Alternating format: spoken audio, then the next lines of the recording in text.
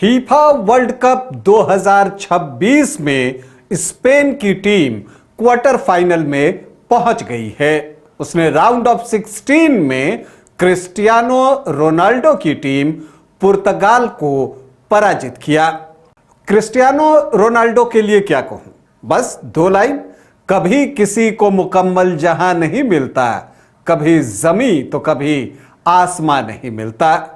भावुक होकर हार के साथ क्रिस्टियानो रोनाल्डो अपने अधूरे सपने के साथ आखिरी विश्व कप मुकाबला खेलने के बाद मैदान से बाहर गए। स्पेन और पुर्तगाल के बीच जो मुकाबला हुआ वो मुकाबला कांटे का मुकाबला था, रोमांचक मैच था ये, और इसमें स्पेन की टीम कैसे जीती आज आपको बताऊंगा। लेकिन पहले बता दूं कि आप देख रहे हैं न्यूज़ बाइस्कोप और मैं हूं राकेश रंजन।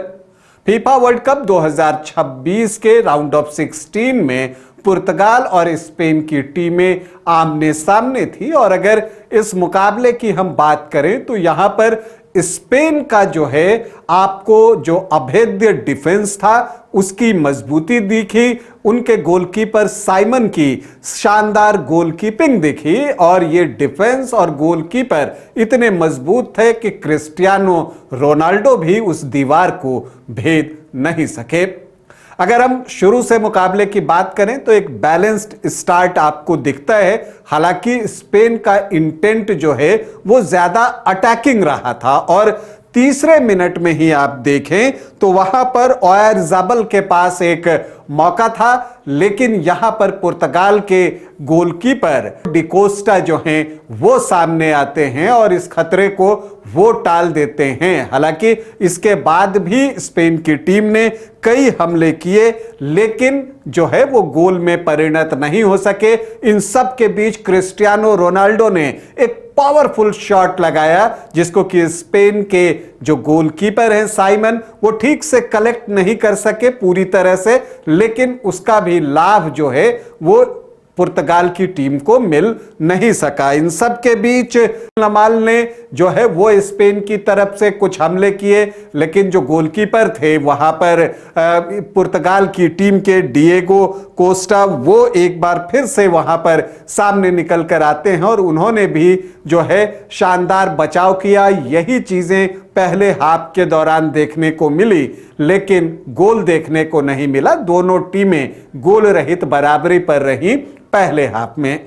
दूसरे हाफ की कहानी भी पहले हाफ जैसी ही रही, एक बैलेंस्ड लड़ाई दूसरे हाफ में भी दोनों टीमों के बीच देखने को मिली। लेकिन इस बार जो बदला था, पहले हाफ में जहां पर स्पेन की टीम का इंटेंट अग्रेसिव था, दूसरे हाफ में पुर्तगाल की टीम ज्यादा खतरनाक दिख रही थी। लेकिन वहां पर जो स्पेन का डिफेंस था वो बहुत मजबूत था, और उनके गोलकीपर साइमन, जिनका कि ये छठा क्लीन शीट गया है, पुर्तगाल की टीम ने 6 मैचों से कोई गोल नहीं खाया है, और अगर आप देखें तो 609 मिनट हो गए हैं जब साइमन के खिलाफ कोई गोल हुआ है। ये उन्होंने वर्ल्ड कप के मैचों के लिए एक रिकॉर्ड बना दिया है। उन्होंने इस मुकाबले में भी क्रिस्टियानो रोनाल्डो के 2 शॉट जो है, जो कि लगभग जैसा लग रहा था कि गोल हो जाएगा, उसको रोका, और एक तो बहुत ही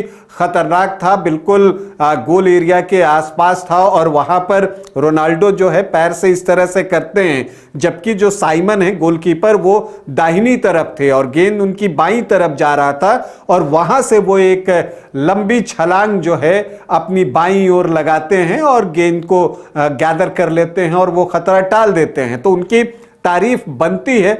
और इन सब के बीच खेल में समय गुजरता गया, और अब लगने लगा था कि ऐसा हो सकता है कि अब एक्स्ट्रा टाइम के लिए जाना पड़ेगा अगर फैसला चाहिए तो। लेकिन इन सब के बीच 84वें मिनट में जो है स्पेन की टीम ने एक बदलाव किया, और वहां पर माइकल मेरिनो को जो है मैदान में उतारा। मेरिनो पिछले दिनों इंजरी से गुजरते रहे हैं, और फिर जब मेरिनो आते हैं मैदान में तो आपको लगता है कि हाँ, चीजें अब स्पेन के पक्ष में घटित हो सकती हैं। और खेल में कहते हैं ना, प्रेजेंस ऑफ माइंड, उसका बड़ा इंपॉर्टेंस होता है। दरअसल मेरिनो जो है, पुर्तगाली पेनल्टी एरिया के बाहर उनको गिराया जाता है, रेफरी उसको फाउल करार देते हैं।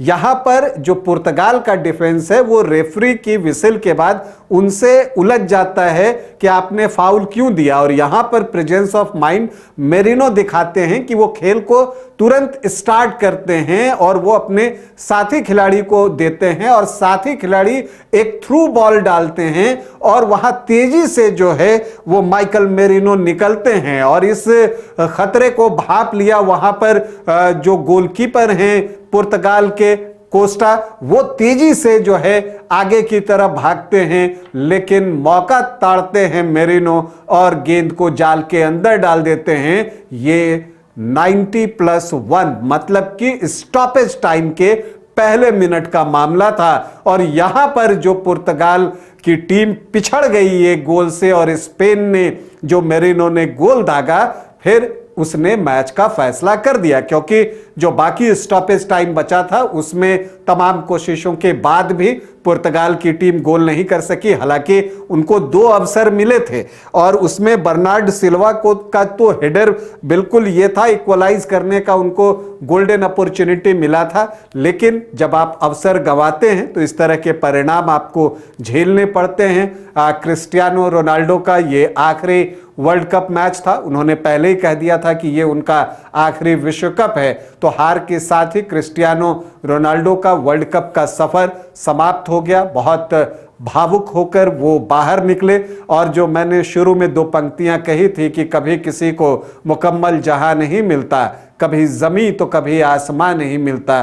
देखिए, अंतर्राष्ट्रीय फुटबॉल में सबसे ज्यादा गोल जो है वो क्रिस्टियानो रोनाल्डो ने किए हैं। तमाम तरह के सम्मान जो फुटबॉल से जुड़े हैं वो क्रिस्टियानो रोनाल्डो को मिले हैं, लेकिन उनके कैबिनेट में जो एक जगह खाली थी वो खाली ही रह जाएगी और वो वर्ल्ड कप ट्रॉफी है जो कि उस कैबिनेट में नहीं जा सकी। ये ख्वाब जो है रोनाल्डो का पूरा नहीं हो सका और इस अधूरे ख्वाब के साथ उन्होंने फीफा वर्ल्ड कप को अलविदा कह दिया है। अब जो मुकाबला होगा स्पेन का क्वार्टर फाइनल में वो बेल्जियम से होगा, तो अब उस मुकाबले का इंतजार है। फिलहाल आपके लिए सूचना यह है कि राउंड ऑफ 16 के बेहद महत्वपूर्ण मुकाबले में स्पेन ने पुर्तगाल को स्टॉपेज टाइम में मेरिनो द्वारा किए गए गोल की बदौलत 1-0 से हराकर क्वार्टर फाइनल में साल 2010 के बाद पहली बार क्वालिफाई किया है।